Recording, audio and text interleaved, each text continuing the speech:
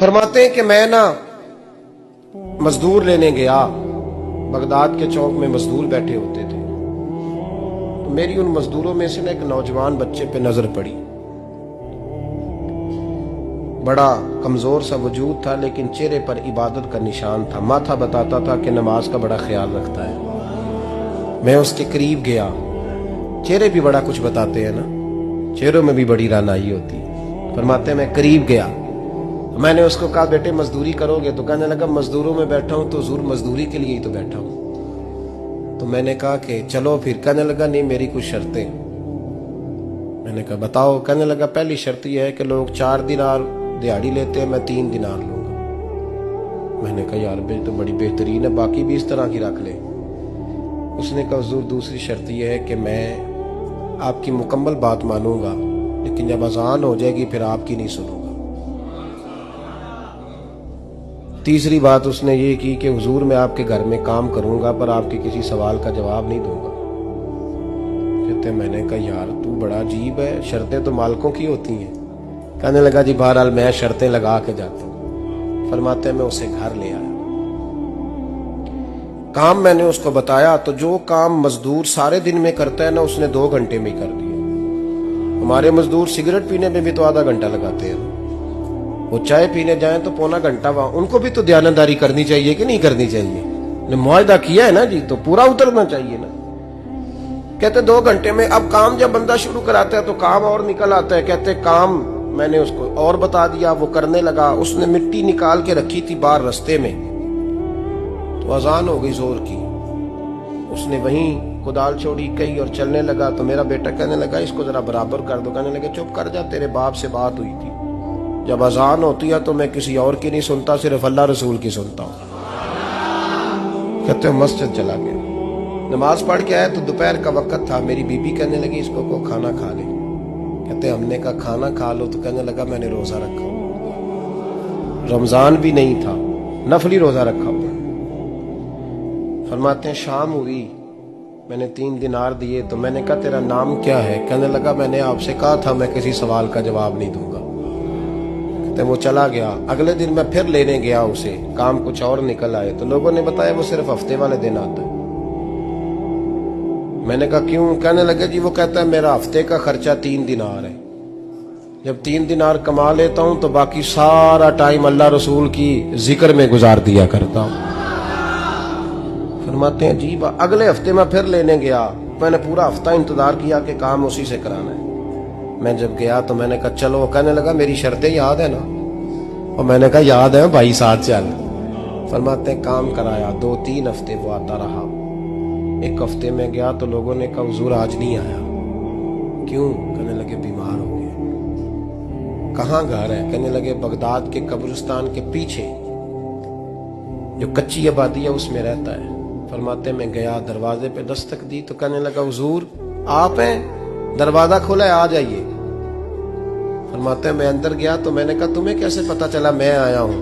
कहने लगा हुजूर अल्लाह वाले हो, आप नहीं आना था, वरना अमीर तो गरीबों का पता लेने कोई नहीं आते। कहते मैं करीब गया तो कहने लगा मैं आपका इंतजार कर रहा था, तेज बुखार है, तप रहा। जेब से कुछ पैसे निकाले, कहने लगा ये पैसे रख लें। एक अंगूठी निकाली,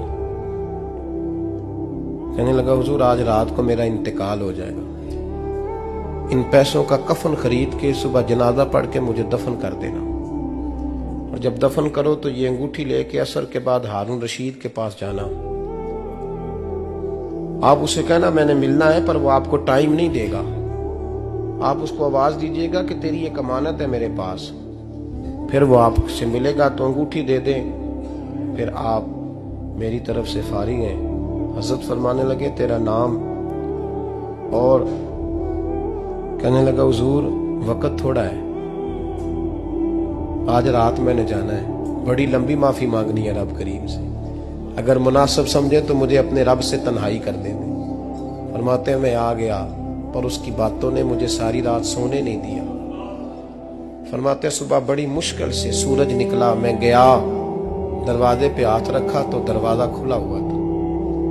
अंदर दाखिल हुआ तो खुशबुएं मेरा इस्तकबाल कर रही थी।